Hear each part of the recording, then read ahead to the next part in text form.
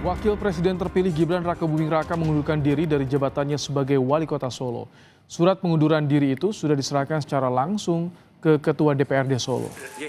Gibran menyebut salah satu alasan mengundurkan diri adalah persiapan pelantikan sebagai Wakil Presiden 20 Oktober 2024 mendatang.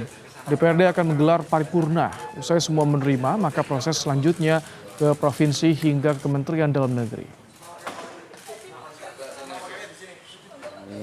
Mengantarkan surat pengunduran diri kepada Bapak Ketua DPRD Kota Surakarta dan untuk selanjutnya agar diproses sesuai mekanisme yang ada.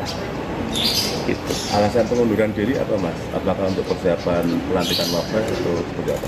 Ya, selain untuk persiapan pelantikan yang masih di tanggal 20 Oktober nanti, tentunya banyak hal yang harus kami persiapkan dari sekarang.